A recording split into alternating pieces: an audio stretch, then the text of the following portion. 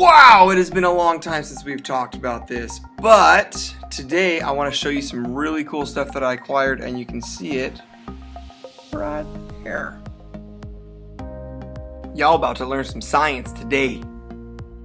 So today I want to tell you guys all about 3D printing. So I have this cool new toy. It's called a 3D printer. Basically, you can take any idea that you can think of and you can make it on your own. It works kind of like a hot glue gun, where basically it squirts out a hot stream of plastic and it draws some sort of a pattern, and it draws pattern after pattern after pattern till eventually it builds up into a three-dimensional object, and it is crazy amazing. So the first thought that I had as a science teacher was, how can I use this in my classroom? Okay guys, so I hopped on Thingiverse here, and the first thing that I saw in here was this little tab called Education, and I just said, this is exactly what I'm looking for. So I hopped onto Thingiverse Education. There are tons of engineering projects, science stuff, even special ed, math, language, whatever.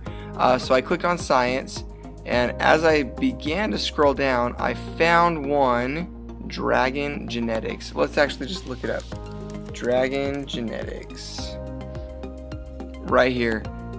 Okay, so when you open it up in Tinkercad, this is exactly what it looks like.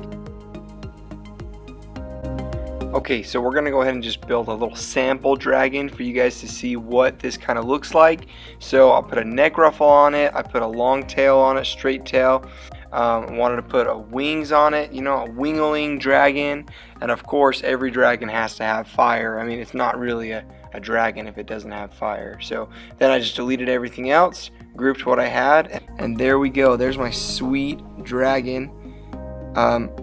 So that's exactly what the kids would do, except the kids would have a slip of paper that says, these are the genetics. Some of them are dominant, some of them are recessive, and so you put them together to figure out what baby dragon's going to look like. And so this is sweet. Let's see what they look like in real life, shall we?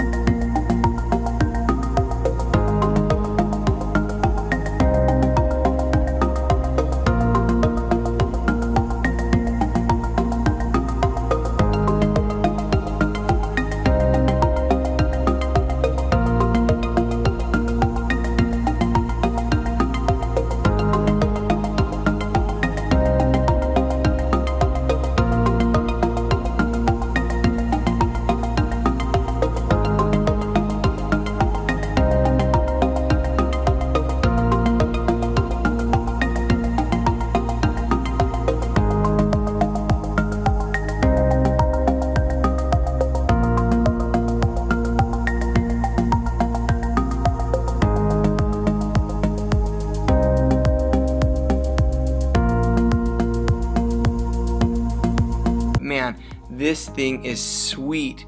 I printed it in Amaze 3D. This one is their purple. I did like a 25% infill on it. I was able to print out a dragon for 75 students, and it, I mean, didn't even dent the roll, not even a quarter of a roll. So pretty cool, and it still came out looking fabulous. Looks so good.